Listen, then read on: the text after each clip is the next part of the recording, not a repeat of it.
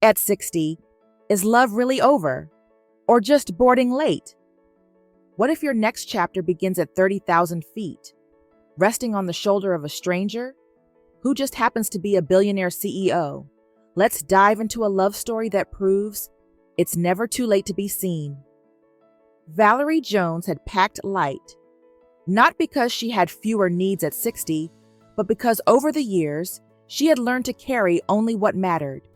Her favorite travel mug, a paperback Bible with too many underlined verses, a well-worn notebook wrapped in leather, and a scarf her late husband bought her from a flea market in Alabama, back when laughter had still come easy. Now, as she stood at gate 47B, boarding pass in hand and a slight ache in her hip, she reminded herself why she was here. A residency, a writing one, in Seoul of all places. 6 weeks, a quiet guest house, and nothing but time to finally finish her memoir. The rest of me. No one back home in Kentucky could believe it. Not her grown daughter, not the women in her Tuesday book group, not the pastor's wife who once told her gently, "You're strong, Valerie, but maybe God gave you the gift of singleness for a reason." Valerie had smiled, nodded, then booked the flight. She stepped into seat 12A, blinking at the unexpected luxury. Business class wasn't her usual terrain, but the foundation had offered it as part of the grant. She sank into the seat, exhaling. That's when she noticed him. Already seated in 12B sharp navy suit, no tie, crisp white shirt open at the collar, hair slightly tousled like he'd run his hand through it too many times. Hands folded, unreadable face. Korean, late 40s, maybe 50. He glanced over briefly, then back to his tablet. Didn't say a word. Valerie didn't mind. She wasn't here to make friends. She was here to write, rest, and figure out what came next for a woman who had already lived a whole life and still somehow wasn't done. The flight took off.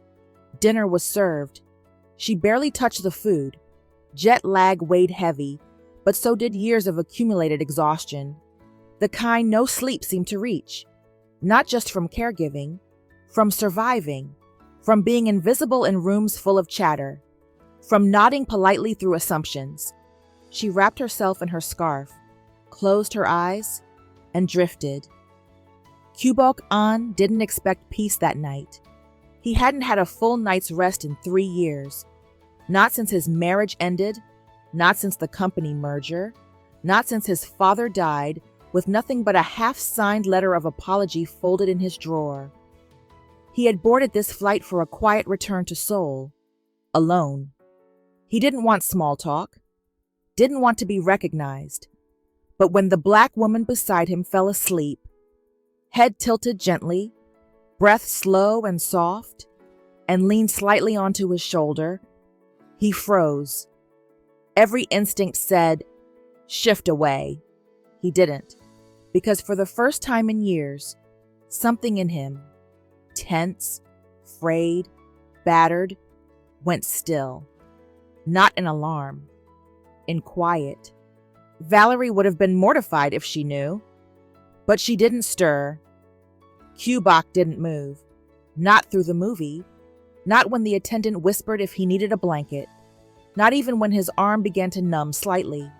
He sat there, barely breathing, and felt something break free inside his ribcage, something slow and unnameable, not desire, relief. When the plane began its descent, Valerie blinked awake. "Oh," she gasped, realizing where her head had been. She sat up quickly, flustered. "I am so sorry. I didn't mean to." Kubok looked at her calmly. "You were tired," he said simply, in lightly accented English. Valerie straightened her scarf, cheeks warm. Still, that was embarrassing. He nodded once. It was peaceful. Their eyes met. Just for a moment. No spark, no violins, just recognition. They exited the plane separately. She lingered by the carousel.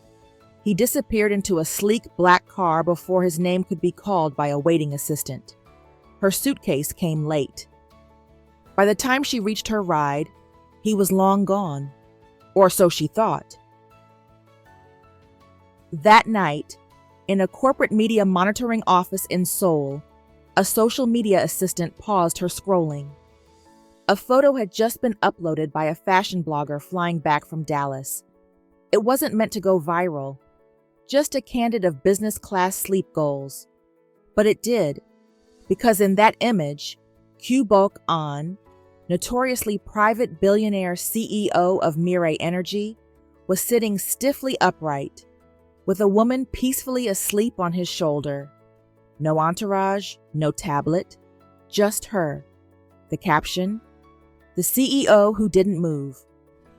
Kyu-bok had been back in Seoul for less than 12 hours when the first notification hit his phone. Then 20 more, then 40. He stared at the trending topic on Naver, his jaw tightening in a way his assistant, Sun-woo, recognized too well.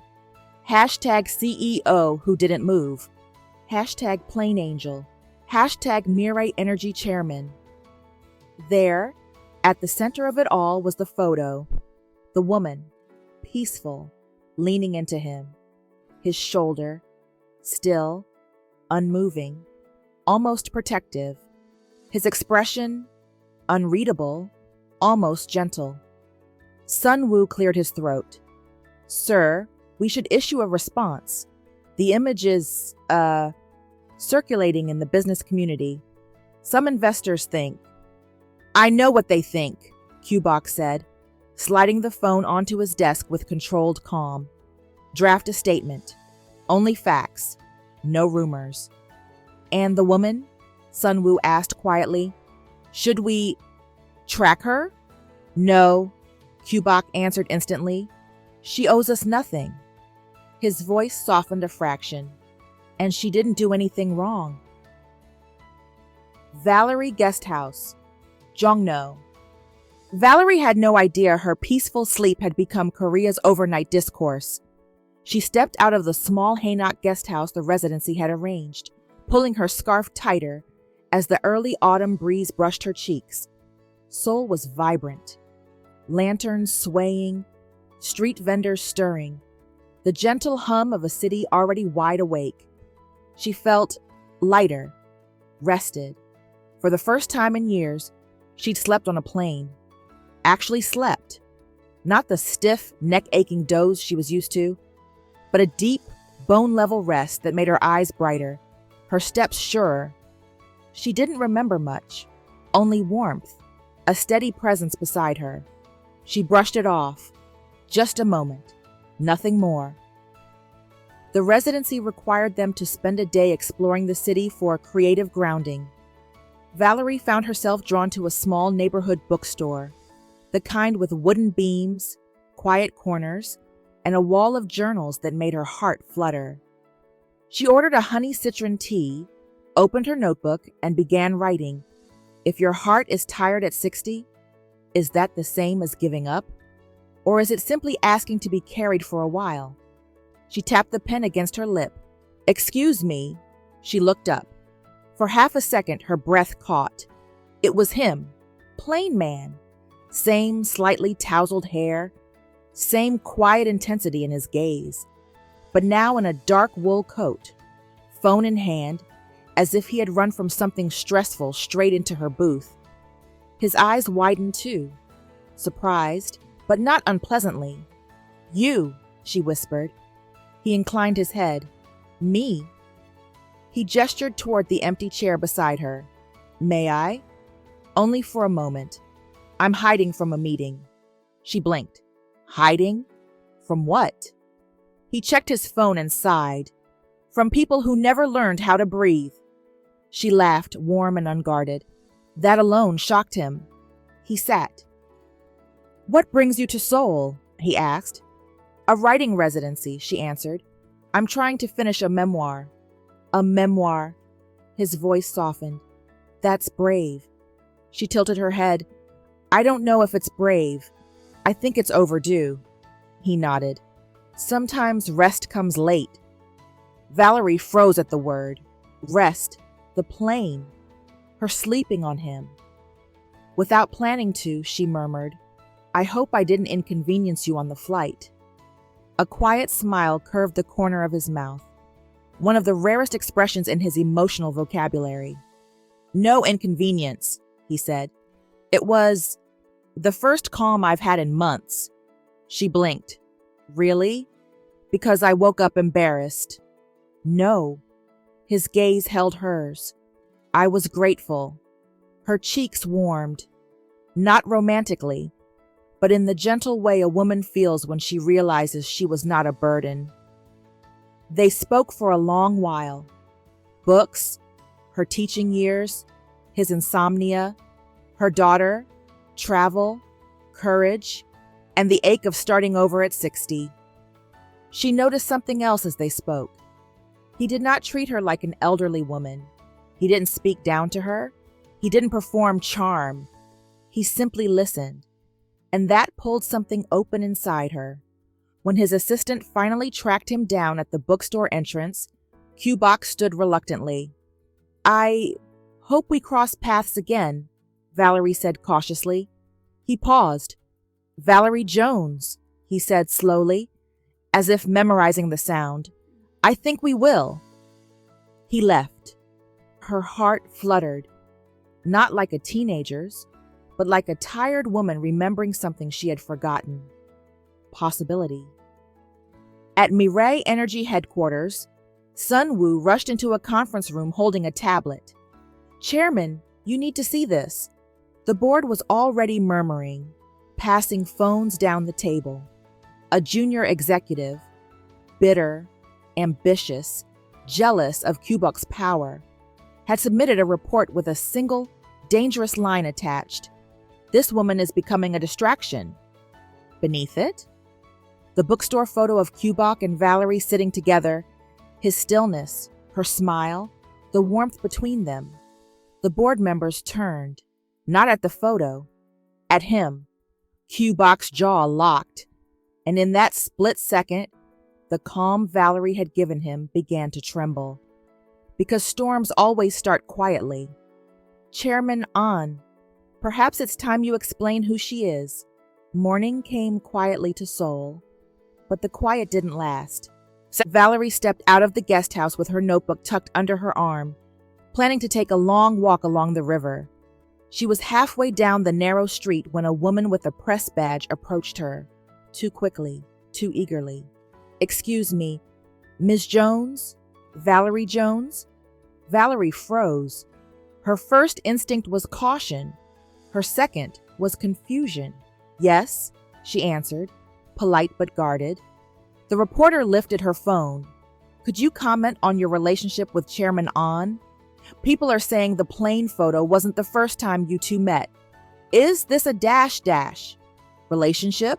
Valerie blinked. Chairman, who? The reporter's eyebrows lifted, incredulous. Chairman An Kdrama, Mirai Energy, the man you were photographed sleeping on. Valerie felt her breath hitch. Her fingers tightened around her notebook. I'm sorry, she said softly. I have nothing to say to you. She turned away, heart thudding, and walked faster until she reached the river path. Only then did she allow herself to stop. Her image on the internet, her name in headlines, his name attached to hers. She felt heat rise in her chest, not romantic, not flattered, violated. She found Kdrama 2 hours later, outside the same bookstore cafe, speaking quietly with his assistant. He hadn't expected her to seek him out, not openly, not like this, but the moment he saw her eyes, hurt but steady, he dismissed Sun-woo with a single nod. Valerie, he began, You should have told me, she said, not angrily but honestly. I didn't know you were someone people recognized. I know, he murmured. That's my fault. I didn't want to drag you into anything. I thought the photo would fade. It hasn't, she said, voice low. Someone approached me. They knew my name. His jaw tensed. Who? A reporter. He inhaled sharply. I'm sorry. Truly. You didn't do anything wrong. She looked up at him. Are they calling me a problem? His silence told her the truth. Yes, he said finally. Some are. She swallowed hard, but she didn't step back. She didn't shrink. She didn't apologize for existing. I won't be your scandal, she said quietly. His eyes softened with something almost pained. You're not. He took out his phone, typed swiftly, and within minutes, a press release went out under Mirai Energy's official name. Ms. Valerie Jones is a private citizen who deserves respect and privacy. She has no connection to corporate matters, and any speculation otherwise is false. Chairman An takes full responsibility for the misunderstanding. He showed it to her. For what it's worth, he said, I meant every word. Valerie exhaled slowly. Thank you. They stood there for a moment. Two grown adults, two different worlds, bound by something neither of them had asked for. Something neither of them had expected. Something that felt dangerously like meaning. 24 hours later, Valerie's phone buzzed. Mom, are you safe? I saw everything. Her daughter had sent 6 messages, then a link to the trending article. Valerie typed back, I'm all right. It was just a misunderstanding. Please don't worry. The reply came instantly, Mom, men in powerful positions don't do misunderstandings. Be careful, okay? Valerie closed her eyes. She had lost her husband 12 years ago. She had been careful every day since. She was tired of living like a woman who had something to prove. Meanwhile, at another corner of Seoul, Kyubok's daughter sat across from him in his penthouse. The eldest, Jiwon, spoke first. Appa, are you seeing her? No, he answered. We've talked, that's all. Jiwon exchanged a knowing glance with her sister, Ariam. You're trending internationally, Ariam said gently. Investors are worried. They think you're slipping. I'm not slipping. Then don't let someone ruin the merger, Jiwon whispered. Please. He closed his eyes briefly. His daughters meant well. They always had, but they didn't understand. Nothing about Valerie was reckless. Nothing about her was dangerous, except the way she made him feel seen. Hours later, when the noise became too much, news alerts, investor emails, board whispers, Kyubok did something uncharacteristic. He went to her retreat, quietly. No assistant, no car with tinted windows, just him, a simple coat, and a small paper bag with 2 cups of hot jasmine tea from the shop she'd liked. He waited until she stepped outside to stretch. Their eyes met under the fading light. I didn't mean to intrude, he said softly, holding the bag out. She looked at the tea, then at him. You came all this way? He nodded once. You look like peace. The words hit her like a gentle blow. Tender, unexpected, utterly sincere. She took 1 cup and their fingers brushed. Warmth bloomed through her chest, slow, not urgent, real, deep, adult. Thank you, she whispered. They stood together in the quiet courtyard, drinking tea, saying nothing, understanding everything. 2 tired souls who had lived long lives, 2 hearts that had learned to survive alone, 2 people who hadn't asked for connection, but couldn't avoid the truth of it. Late that night, Sun-woo called. His voice was tight, urgent. Sir, the board has demanded an emergency meeting. For what reason? Kyubok asked, already knowing. Sun-woo hesitated. They listed 1 item on the agenda. What item? A beat. Choose stability, or end the situation with Miss Jones. Kyubok's fingers curled around the railing of his balcony, knuckles white. because storms were no longer brewing. They had arrived. Taziser. The headlines had grown louder, not just online, not just in Korea. They had crept into newspaper columns, business journals, investment forums, even the morning talk shows back in the States. Who is the woman beside Mirai Energy's CEO? Plain angel or PR scandal? Age gap mystery woman linked to billionaire An Kubok. Kubok didn't flinch easily, but even he felt the pressure wrapping around his throat like a tightening scarf. The board meeting was brutal. Half the executives demanded he manage the distraction. The other half wanted reassurance that he hadn't started a late life spiral of unprofessional decisions. He listened silently, calmly. He didn't argue. But when he walked out of that conference room, he already knew what they expected. They wanted Valerie gone. Valerie received a polite email requesting she come to a brief clarification meeting at a neutral co-working office downtown.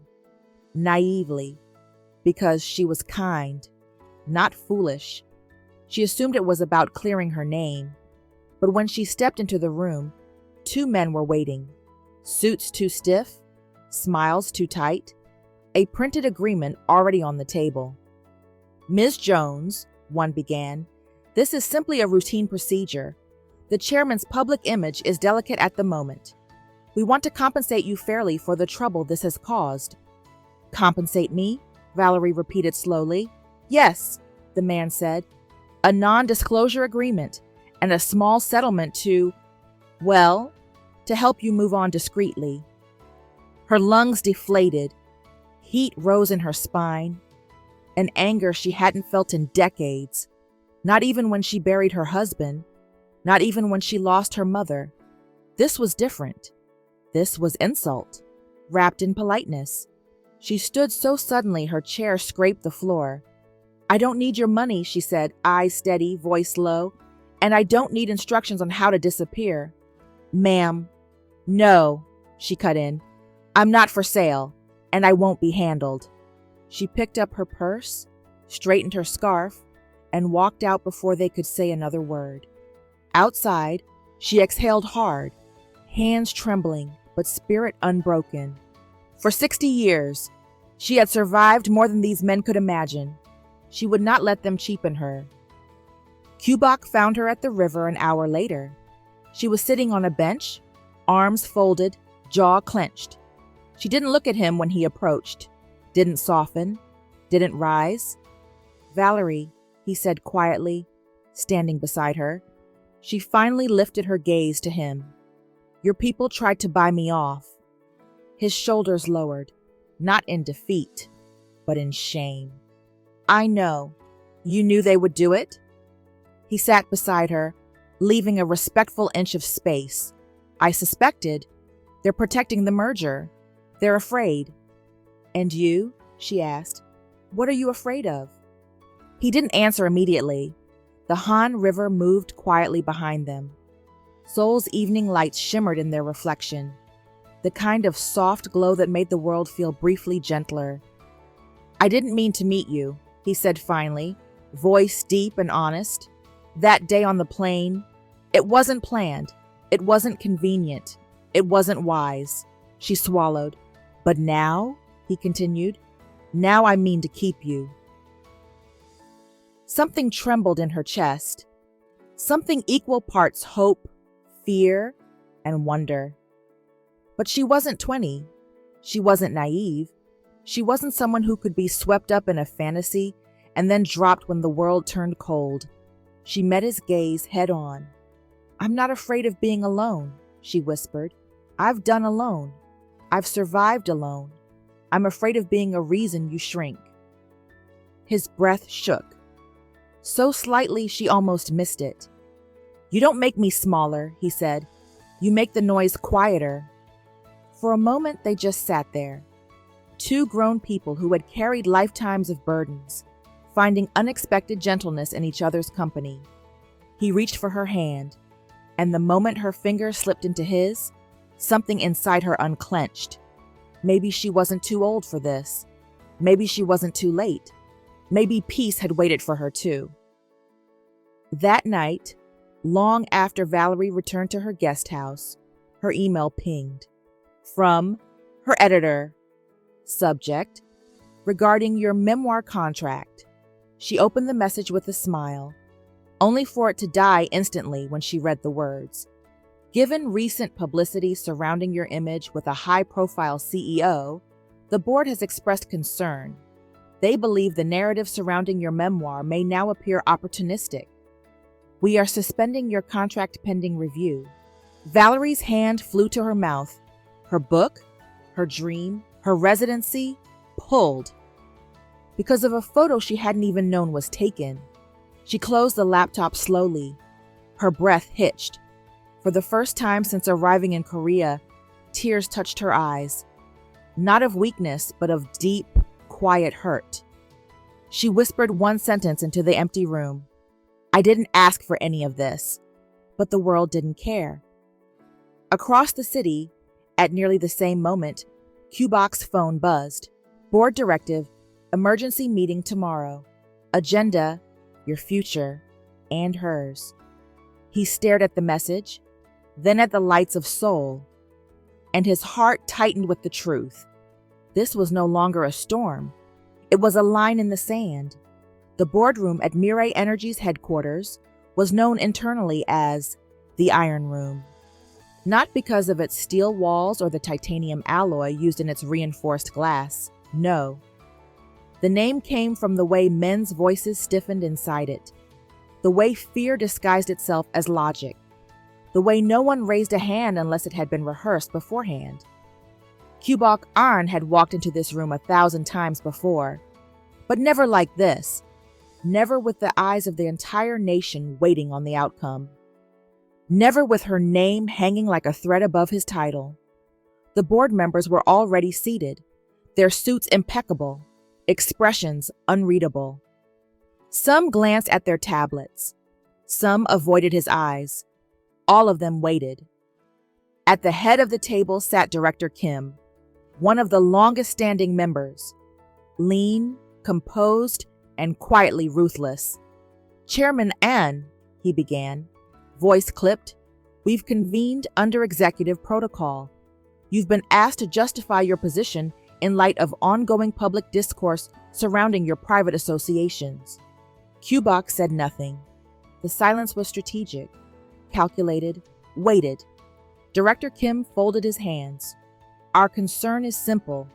Has this woman, Ms. Valerie Jones, compromised your judgment? Is her presence affecting investor confidence? That was the moment. The moment every CEO trained for. The moment to apologize, deflect, or quietly remove the threat. Instead, Kubok calmly pressed a button on the panel beside him. The conference doors opened, and Valerie walked in. She wore navy, not black, not soft florals. Navy, like dignity distilled into color. Her scarf was neatly tucked, her shoulders square, her eyes steady. She walked like someone who had been underestimated her whole life and had decided finally to stop apologizing for breathing. Some board members stiffened. Others blinked in surprise. Kubok stood and gestured to the seat beside him. This is Ms. Valerie Jones, he said. You've read rumors. You've made assumptions, but you've never heard from her. He turned to Valerie with a slight nod. You may speak freely. Valerie rose, one palm lightly resting on the edge of the table. Not to anchor herself, but to remind them she was steady. Her voice was calm, but there was nothing small about it. Good morning. I won't take much of your time, she began. I'm not here to defend gossip or explain my presence. I'm here to tell you one thing, because I believe your CEO deserves to be seen in full. She paused. In a world that glorifies exhaustion, he let someone rest. The room stilled. I didn't ask to fall asleep on a stranger's shoulder, and I certainly didn't know he was important to your economy. All I knew is that I was tired, bone tired. And for the first time in years, someone didn't flinch when I leaned. She inhaled. I didn't come to Seoul looking for love, power, or press. I came to finish a memoir. I came because I believe that no matter your age or story, you deserve a second chapter. Another beat. I won't comment on his leadership. You've worked with him longer than I've known him.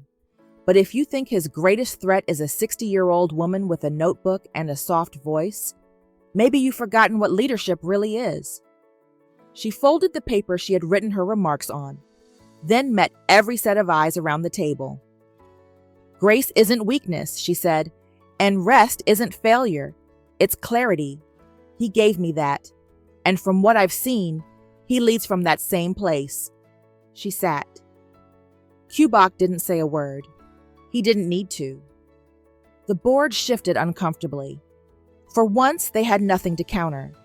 Not without revealing their fear was rooted in image, not substance. After a long pause, Director Kim cleared his throat. Thank you, Ms. Jones. Chairman An, do you have anything further to add?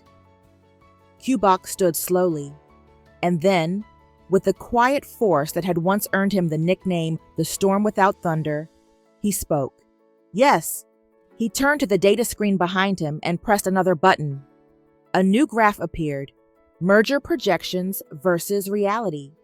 Despite the media frenzy, the company's numbers had held. Actually, they'd risen. Investor interest had increased in international markets due to what one analyst called an unexpectedly humanized public image. I was told I'd lose everything if I didn't walk away, Kubok said, but here we are. He paused. I didn't shrink. A few board members exchanged glances, some impressed, some annoyed, all cornered. Director Kim exhaled through his nose. Then I suppose the matter is resolved. For now, someone muttered. Valerie heard it. She didn't flinch. She was not here for approval. She had spoken her truth, and the truth had held. Later that evening, after Valerie had returned to the guest house, Kubok arrived. No cameras, no driver. Just a paper bag with ginger tea and steamed dumplings. They sat on the courtyard steps side by side, silent for a long time. Finally, Valerie turned to him. You didn't have to bring me in that room. I did, he said. No, she replied softly. You chose to. There's a difference. He looked down at the teacup in his hand. I didn't know what else to do. You did the right thing, she said. He met her gaze. And then she asked the question that would linger between them until everything else fell away. Kubok, do you even know what you want, if no one else is watching? He didn't answer, not yet. But something in him shifted, slowly, like ice finally cracking under spring light. Because she wasn't asking if he wanted her. She was asking if he wanted freedom.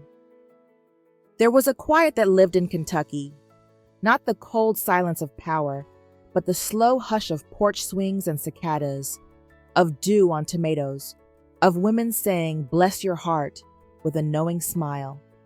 And it was here, in the soft, unpretentious town where Valerie Jones had buried her parents, raised her daughter, and grown old enough to miss herself, that Kubok An found himself walking across grass in leather shoes far too expensive for dirt roads.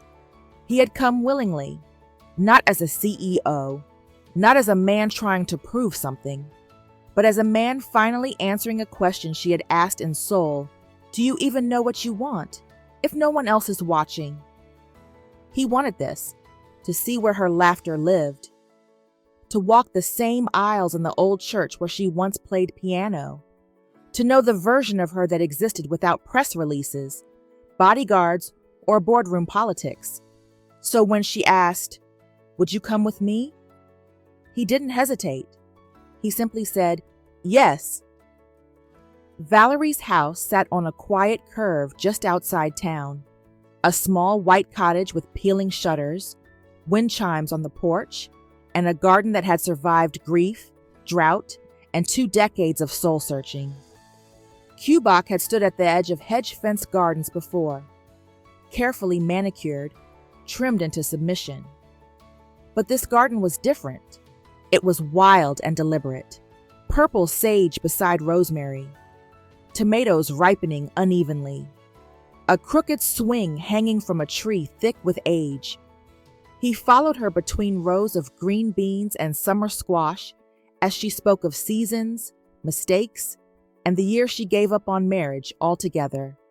And yet, he said, half smiling, brushing his fingers across lavender stalks, here you are. She looked over her shoulder. Here we are. Saturday Book Club. Valerie's friends didn't react how Kdrama expected.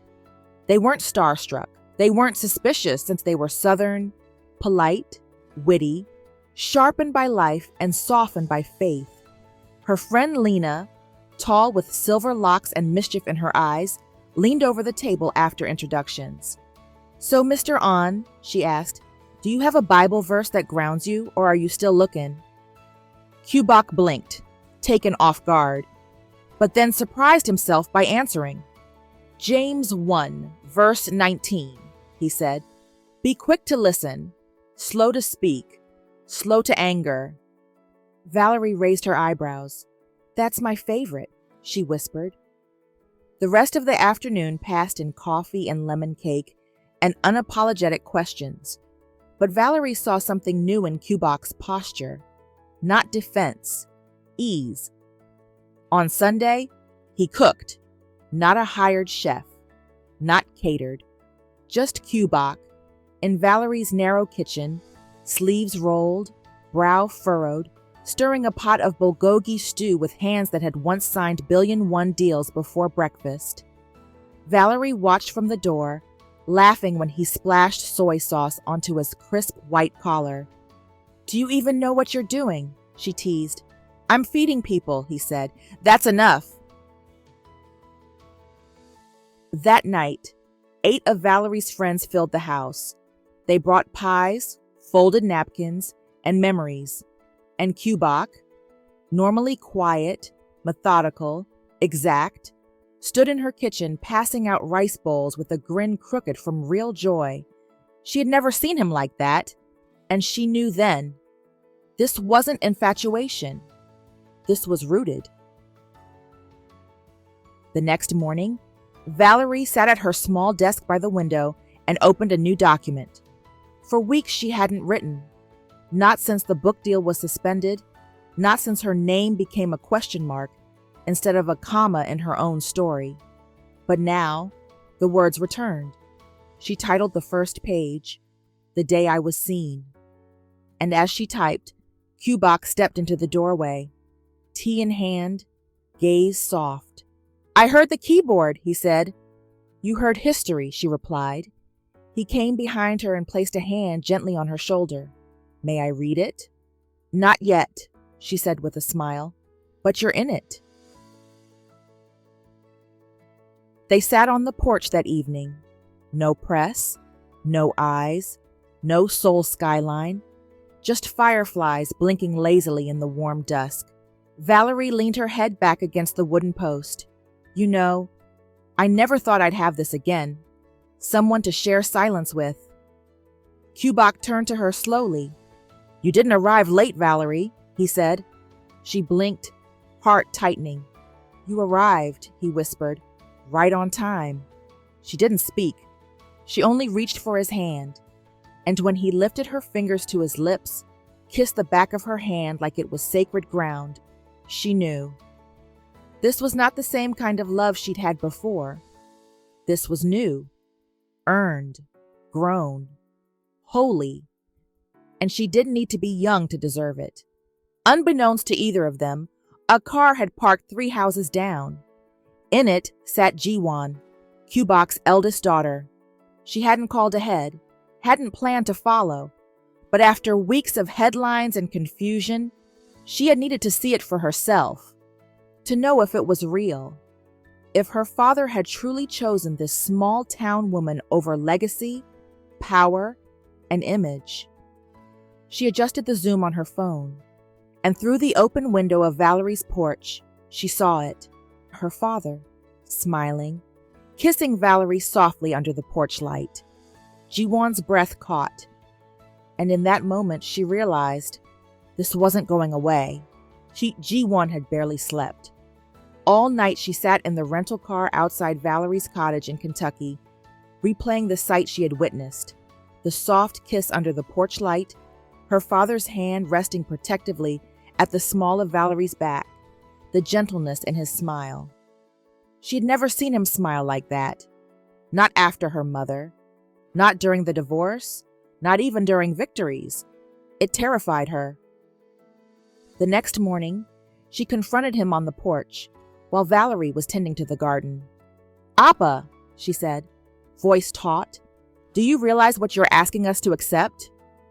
Kbok closed the screen door behind him. "I didn't ask you to come here." "I needed to understand," Ji-won snapped, emotion cracking through the polished veneer she'd inherited from him. "She's older than you. She's American.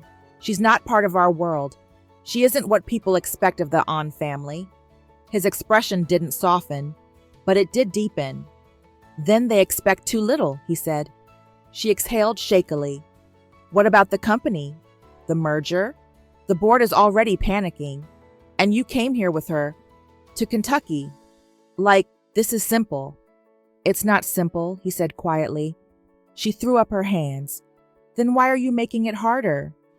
He stepped closer, lowering his voice so that emotion, not force, carried the weight. "I am not asking permission," he told her. "I'm giving you the truth."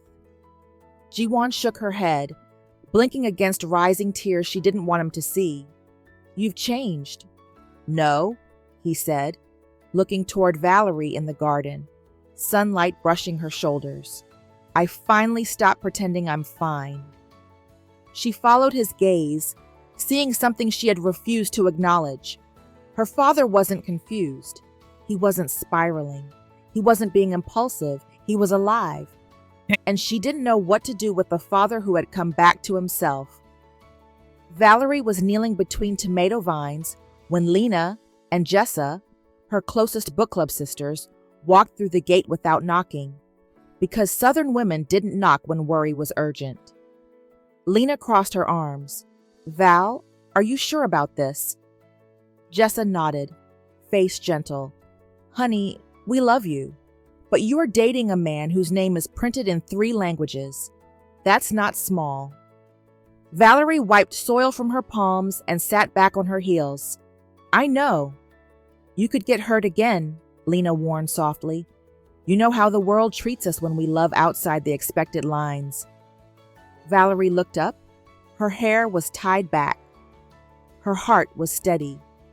Her spirit was no longer tired. She said, calm and unwavering, "I've spent 60 years being careful." The women fell quiet. "And it kept me safe, yes, but it also kept me lonely." She stood slowly, brushing earth from her knees. "I didn't ask him for anything. Not attention, not protection, not love. But when I fell asleep on that plane, he didn't pull away. He didn't make me feel foolish or invisible. He stayed." Her voice softened with wonder. "And men don't stay unless they mean it." Lena exhaled through her nose. "Well, hell, that's a testimony if I ever heard one." 3 days after Kbok returned to Seoul, Valerie received an unexpected email from the Seoul Wellness Institute. "We would be honored if you would speak at our annual conference on latent life renewal, rest, and reinvention. Your recent story has resonated deeply with our community." Valerie stared at the screen. Her canceled book deal, her trending photo, her unexpected relationship. All of it had led here. She forwarded the email to Kbok. His reply came within seconds. "Go. I'll be there." Seoul, the conference. The auditorium was filled to the brim. Professionals, retirees, caregivers, widows, scholars, and more. Valerie stood backstage, gripping the note card she didn't plan to use. Her heart pounded. Not from fear, but from awe. Life was full of strange loops. Sometimes God rewrote a chapter simply by wrapping two tired souls together on a plane. When she stepped onto the stage, a hush fell over the crowd. She began, "When I boarded a flight to Seoul 3 months ago, I thought I was coming to finish a book. I didn't know I was about to begin a new one. At 60, I thought I knew the shape of my life, its peaks, its valleys, its endings." She paused, eyes glistening. But sometimes, the best parts come after you've stopped expecting them. A soft murmur of agreement rippled through the room. I learned that rest isn't weakness. It isn't giving up. It's giving life room to breathe. And that's how love found me. In a moment when I was too tired to go searching. She closed her notebook. And if love can find a 60-year-old widow from Kentucky on a flight she almost canceled, it can find anyone willing to stop apologizing for existing. The room erupted in applause, but Valerie looked only at one man. Kdrama sat in the back row, hands clasped, shoulders relaxed, pride written openly across his face. Not the CEO, not Chairman On, just a man who had learned to breathe again. That evening, they walked along the river path outside the auditorium. The city lights shimmered like constellations floating on water. The chill in the air made her draw her shawl tighter. Kdrama reached for her hand. "Valerie." She looked up. He didn't kneel. He didn't make a speech. He didn't call attention to himself. He simply stopped walking, opened a small velvet box, and placed it gently on the railing between them. Inside was a ring. Simple, elegant, a single pearl wrapped in brushed gold. "Whatever years I have left," he said softly, "I want them to begin with you." Her breath trembled, not because she was surprised, but because she had been waiting her whole life to hear that sentence without desperation, without fear, without someone needing to save her. She lifted her eyes to his. "You already did," she whispered. And in that moment, under Seoul's night sky, surrounded by the hum of a city that once viewed her as a scandal, Valerie Jones said yes without speaking the word. She said it with her hand reaching for his. She said it with the way their foreheads pressed together. She said it with the quiet trust of a woman who had finally stopped shrinking. It wasn't a grand estate. There were no marble aisles, no live orchestras, no diamond-dripping chandeliers. There were olive trees. There were folding chairs in soft earth. There were mason jars tied to branches with satin ribbon, catching sunlight like captured prayers. And under the quiet Kentucky sky, with the soft rustle of late summer leaves and the hum of crickets in the distance, Valerie Jones walked toward her forever. Her daughter, Melia, stood beside her, proud and misty-eyed, holding her mother's hand as she whispered, "You sure about this?" Valerie smiled.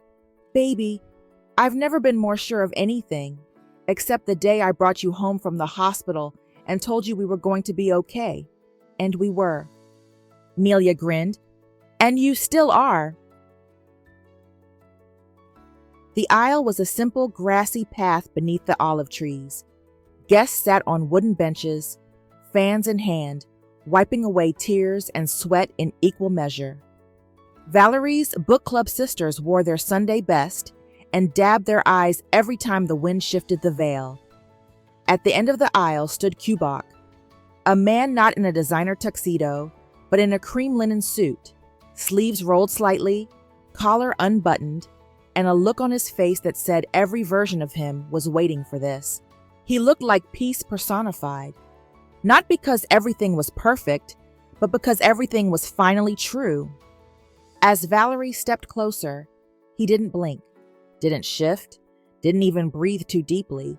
He just stayed, like he had the first time she rested on his shoulder, and this time she walked to him fully awake.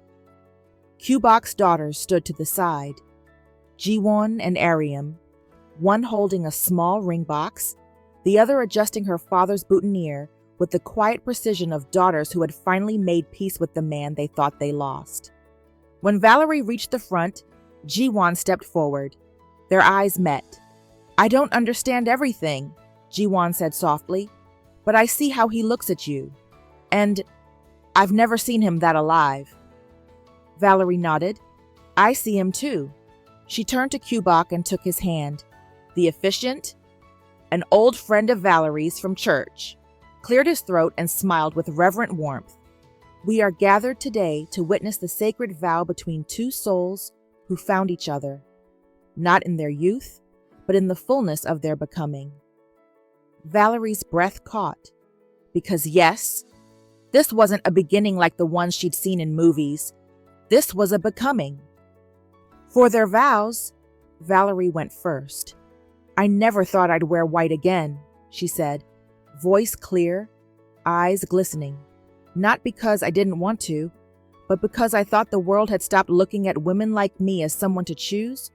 But you didn't choose me to fix me, or to fill a gap. You chose me fully awake, fully grown, fully myself. You stayed, and that made me believe in softness again." Kubok held her hands like they were holy. "I was a quiet man before you, but my quiet wasn't peace. It was distance, control, loneliness dressed in order. You didn't just break that silence. You translated it. And somehow, by leaning your head on my shoulder, you gave me back the voice I had buried long ago." The officiant smiled. "By the power of grace, of truth, and of time well spent, I now pronounce you husband and wife." They didn't rush the kiss. They didn't perform it. They simply leaned in, as if they were returning to the same breath they'd been sharing since that long flight months ago. The reception was held beneath string lights and laughter. No celebrity photographers, no media frenzy, just stories. Love passed around like cornbread and lemonade. Her friends toasted her fiercely. His daughters hugged her gently. Her daughter danced with him under the trees. Valerie watched them all and whispered, "Thank you, God, for saving the best for last." 6 months later, Late Arrivals became a bestseller in South Korea, and the U.S. readers praised its clarity, its humor, its honesty about grief, love, and being seen. One reviewer wrote, "This is not a story of second chances. It's a story of choosing not to close the book before the final chapter is written." Valerie did book signings in Seoul and Lexington, and in both places, people stood in line just to say, "You reminded me it's not too late." 18 months after the wedding, Kubok and Valerie launched the Stay Foundation, a nonprofit dedicated to supporting caregivers who've forgotten how to rest, midlife writers rediscovering their voice, widows and widowers learning to choose love again. Its motto? You didn't arrive late, you arrived ready. On a quiet evening in Seoul, Valerie and Kubok sat on the rooftop terrace of their shared home, overlooking the city skyline and sipping ginger tea. The sun was setting. Valerie leaned her head on his shoulder, not from weariness, but because it was hers. Kubok kissed the crown of her head and whispered, "Do you remember the flight?" She smiled. "The one where I thought I was just tired?" He chuckled. "You still say it like you weren't carrying a whole life." She turned to him gently. "And you still say it like you weren't waiting to rest too." They held hands, no fireworks, no final twist, just a quiet, beautiful truth. They didn't find love young, they found it true, and it stayed. The end. She didn't fall in love at 20. She didn't meet him at a wedding or in a perfect season of life. She met him when she was tired, on a plane, at 60, and he didn't move, not away from her, not when things got messy, not when the world whispered, "This doesn't make sense." He stayed, and she finally believed she deserved a love that stayed. This wasn't a second chance. It was a right-on-time beginning. So if you've ever felt too old, too tired, too late, let this be your reminder. You didn't arrive late. You arrived ready. Until the next story, keep choosing softness over silence and the kind of love that doesn't ask you to shrink.